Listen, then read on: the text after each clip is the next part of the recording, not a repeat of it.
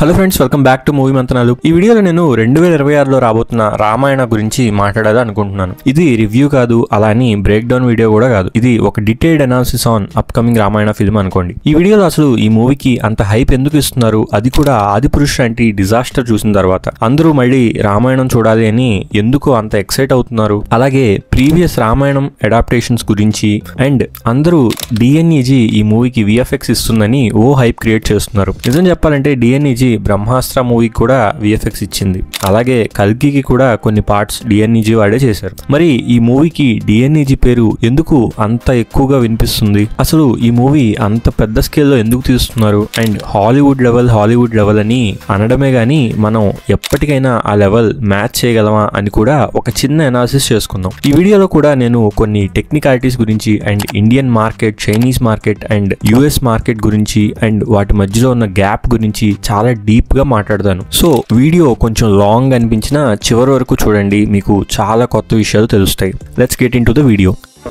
ఆదిపురుష్ తర్వాత వస్తున్న రామాయణం. రామాయణం అనేది మన ఇండియన్ కల్చర్లో ఎంత ఇంపార్టెంటో అందరికీ తెలిసిందే. రామాయణం అండ్ రాముడు అనేవి జస్ట్ నేమ్స్ కాదు, అవి కొందరి వే ఆఫ్ లివింగ్. వాళ్ళ లైఫ్లో రామాయణం అనేది ఒక బిగ్ పార్ట్ అయి ఉంటుంది. రామాయణం అండ్ మహాభారతంని మనం ఇతిహాసాలు అంటాం. ఇతిహాసం అంటే సాంస్క్రిట్లో ఒక హిస్టారికల్ ఈవెంట్ అనమాట.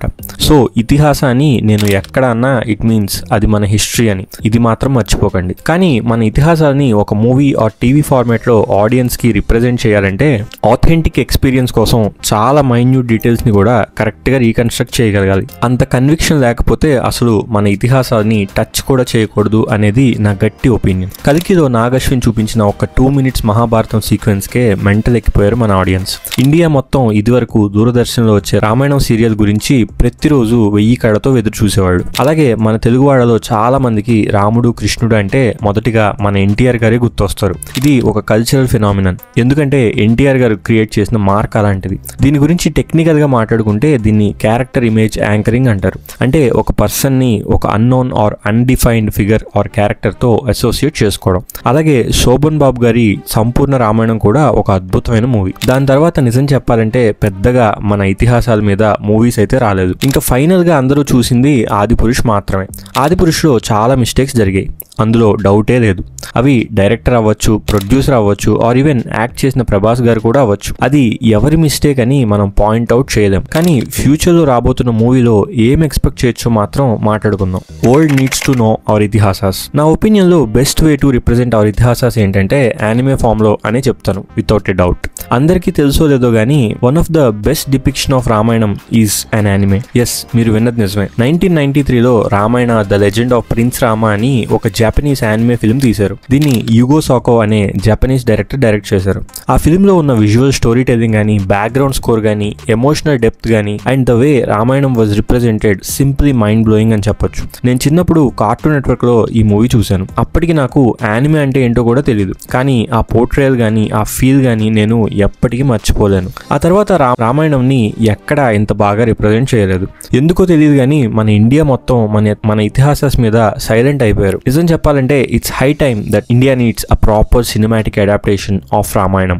అంతే, మన ఇతిహాసాన్ని గ్లోబల్ లెవెల్లో రిప్రజెంట్ చేయాలంటే మనకి ఖచ్చితంగా ఒక అద్భుతమైన రామాయణం మూవీ కావాలి. ఒక ఎగ్జాంపుల్ చెప్పనా, మీరు ఢిల్లీ, ముంబై ఆర్ ఈవెన్ హైదరాబాద్ లాంటి సిటీస్కి వెళ్ళి అక్కడ ఉండే యూత్ ని అడగండి, మీకు గ్రీక్ కల్చర్ గురించి, గ్రీక్ మిథాలజీ గురించి ఏమన్నా తెలుసా అని. ఒక 70% దాకా అందరికీ తెలిసే ఉంటుంది అసలు జ్యూస్ ఎవరని, పొసైడన్ ఎవరని, హేడెస్ ఎవరని. ఇలా వరల్డ్ వైడ్ గా చాలా కంట్రీస్ లో Greek mythology or Greek gods గురించి తెలిసిన వాళ్ళు చాలా మంది ఉంటారు. అలాగే ఈ గ్రీక్ మిథాలజీ మీద చాలా మూవీస్ కూడా వచ్చినాయి. For example Percy Jackson series గానీ, క్లాష్ ఆఫ్ టైటాన్స్ గానీ, అలాగే ఈవెన్ క్రిస్టోఫర్ నోలన్ గారు తీస్తున్న అప్కమింగ్ మూవీ అయిన ద ఆడిసీ గానీ, ఈ మూవీస్ అన్ని గ్రీక్ మిథాలజీ మీదే బేస్ అయితే తీస్తున్నారు. గ్రీక్ మిథాలజీ అనేది అంత పాపులర్ వరల్డ్ వైడ్ గా. అలాగే నార్డిక్ గాడ్ అయిన థార్ గురించి కూడా అందరికీ తెలుసు. కానీ మన ఇండియన్ ఇతిహాసాస్ గురించి మన దేశంలో ఉన్న వాళ్ళకే చాలా మందికి ప్రాపర్ నాలెడ్జ్ లేదు. ఇక్కడ ఎవరిని బ్లేమ్ చేయాలని నా ఉద్దేశం కాదు. చదువుకునే పిల్లలకి ఆర్ కాలేజ్కి వెళ్లే పిల్లలకి రామాయణం ఇచ్చి చదవమంటే వాళ్ళు చదవలేరు. అదే ఒక సినిమాటిక్ అడాప్టేషన్ లాగా వాళ్ళ ముందుకు తీసుకొస్తే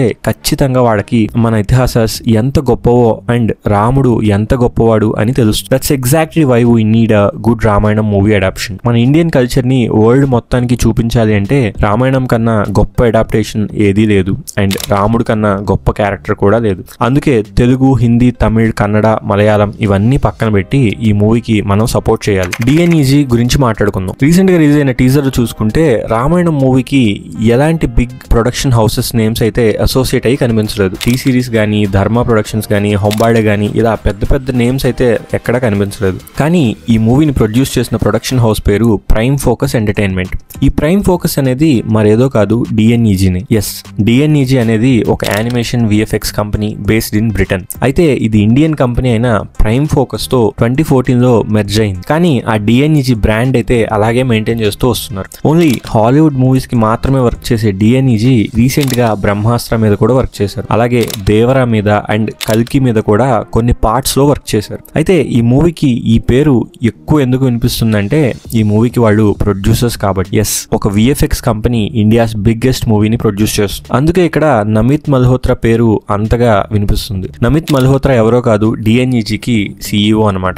ఈ కంపెనీ గురించి చెప్పాలంటే DNEG కి ఆల్రెడీ 8 ఆస్కార్ అవార్డ్స్ వచ్చాయి for movies like Inception, Interstellar, Dune etcetera. అంత పెద్ద కంపెనీ మన ఇండియన్ ఫిల్మ్ కి వర్క్ చేస్తుంది అండ్ ఈవెన్ ప్రొడ్యూస్ కూడా చేస్తుంది అంటే imagine the quality and the time they will spend on this. Music by Hans Zimmer. ఇంకొక అద్భుతమైన విషయం ఏంటంటే ఈ మూవీకి మ్యూజిక్ ఇస్తుంది హ్యాన్స్ జిమ్మర్ అని. Yes, it's Hans freaking Zimmer. నేనైతే ఇండియన్ సినిమాకి హ్యాన్స్ జిమ్మర్ మ్యూజిక్ ఇవ్వడం ఏంట్రా అని అనుకున్నాను. బట్ టీజర్ లో ఆ నేమ్ చూసాక మైండ్ పోయింది నాకైతే. ఎందుకు ఇంత ఎక్సైట్ అవుతున్నాను అని నన్ను అడిగితే నేను చెప్పేది ఒక్కటే, ఒకసారి యూట్యూబ్ లోకి వెళ్ళి ఇంటర్స్టెల్లార్ మూవీ డాకింగ్ సీన్ అని సెర్చ్ చేసి చూడండి. మీకు అర్థం అవుతుంది నేను ఇంత హైప్ ఎందుకు ఫీల్ అవుతున్నాను అని. ఆ సీన్ చూసాక మీరు కళ్ళు మూసుకొని ఆ మ్యూజిక్ వినండి and feel the music. Goose bumps అసలు. హ్యాన్స్ జిమ్మర్ తో పాటు AR రెహమాన్ కూడా కంబైన్డ్ గా ఈ మూవీకి మ్యూజిక్ ఇస్తున్నాడు. Yes, I'm excited about their combo but 90% of my excitement is about హ్యాన్స్ Zimmer. ఒకవేళ అన్ని కరెక్ట్ వర్క్ అయితే it's a master piece in making.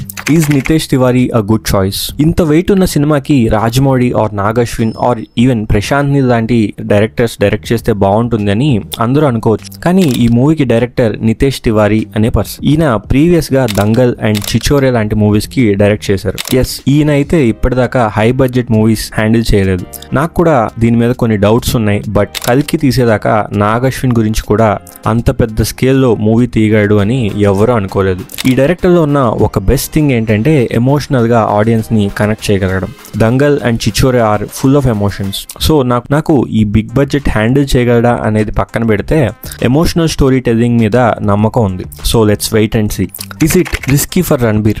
Ramayanam అనేది చాలా అంటే చాలా risky project for any actor. Adipurush టైంలో ప్రభాస్ కి వచ్చిన నెగిటివిటీ అందరికీ తెలిసిందే. కానీ ప్రభాస్ సలార్ అండ్ కల్కి లాంటి మూవీస్ తో తన స్టార్డమ్ ని ప్రూవ్ చేసుకున్నాడు అండ్ గట్టిగా నిలబడ్డాడు. ఇది అందరికీ సాధ్యం కాదు. అయితే రణబీర్ కపూర్ యాక్టింగ్ విషయానికి వస్తే బాలీవుడ్ లో నాకు బాగా నచ్చిన యాక్టర్ రణబీర్ కపూర్. అయితే ఒకవేళ ఈ మూవీ కనుక అటు ఇటు అయితే రణబీర్ కపూర్ కెరియర్ సంగతి ఏంటి అని అందరికీ డౌట్ ఉంది. Yes, it's a big move in his career. Animal లాంటి బ్లాక్ బస్టర్ తర్వాత వస్తున్న ఈ మూవీలో యాక్టింగ్ ఎలా ఉంటుంది అండ్ రాముడి క్యారెక్టర్ కి ఉన్న వెయిట్ ని స్క్రీన్ మీద చూపించగలడా లేదా అని నేను చాలా ఎక్సైటింగ్ గా ఉన్నాను. ఫైనల్ గా ఇండియా బాక్స్ ఆఫీస్ గురించి కొంచెం మాట్లాడుకుందాం. ఈ మూవీ గురించి అందరూ అంటుంది ఏంటంటే హాలీవుడ్ కి పోటీగా వస్తుంది అంటున్నారు. అయితే ఇది ఎంతవరకు పాసిబుల్ అని మాట్లాడుకుందాం. అయితే హాలీవుడ్ లో హైయెస్ట్ గ్రాసింగ్ మూవీ ఏంటో అందరికీ తెలిసిందే, అది అవతార్ అన్నమాట.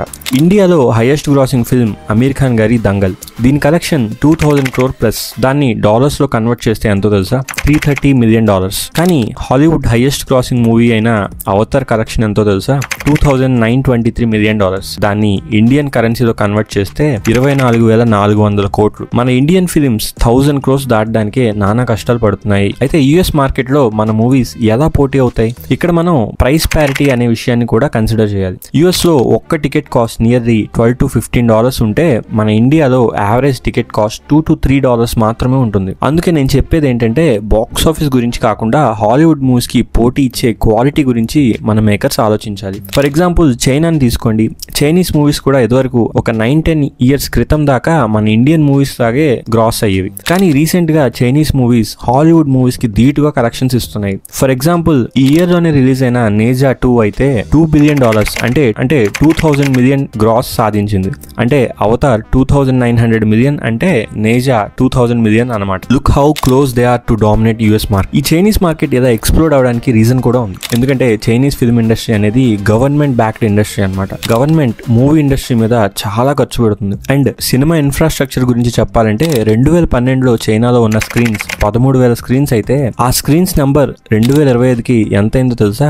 75,000 స్క్రీన్స్ అయింది. ఎస్, మీరు విన్నది నిజమే. చైనాలో ఇప్పుడు 75,000 స్క్రీన్స్ ఉన్నాయి, కానీ ఇండియాలో 10,000 స్క్రీన్స్ మాత్రమే ఉన్నాయి. యుఎస్ అయితే 40,000 స్క్రీన్స్ ఉన్నాయి. చైనా మార్కెట్ నియర్లీ 10 years లో 60,000 స్క్రీన్స్ వాళ్ళ కంట్రీలో యాడ్ చేసుకున్నారు, కానీ ఇండియాలో జస్ట్ 2,000 స్క్రీన్స్ మాత్రమే యాడ్ అయ్యాయి. సో కంపారిజన్ చేసుకుంటే వీఆర్ సో బిహైండ్. మనం ఎంత ట్రై చేసినా ఆ లెవెల్ కి వెళ్ళాలంటే చాలా టైం పడుతుంది. సో మేకర్స్ కూడా హాలీవుడ్ అని ప్రమోట్ చేసుకోకుండా మూవీ క్వాలిటీ మీద కాన్సన్ట్రేట్ చేయాలి. నాకు తెలిసి ఒకే ఒక పాసిబిలిటీ ఉంది మన ఇండియన్ సినిమా కూడా హాలీవుడ్ లెవెల్ కి రీచ్ అవ్వడానికి. అదేంటంటే పెనట్రేటింగ్ ఇంటూ హాలీవుడ్ ఇండస్ట్రీ. అంటే హాలీవుడ్ యాక్టర్స్ తో వర్క్ చేయడం, హాలీవుడ్ ప్రొడక్షన్ హౌసెస్ తో లింక్ అయ్యి మూవీస్ రిలీజ్ చేయడం లాంటివి.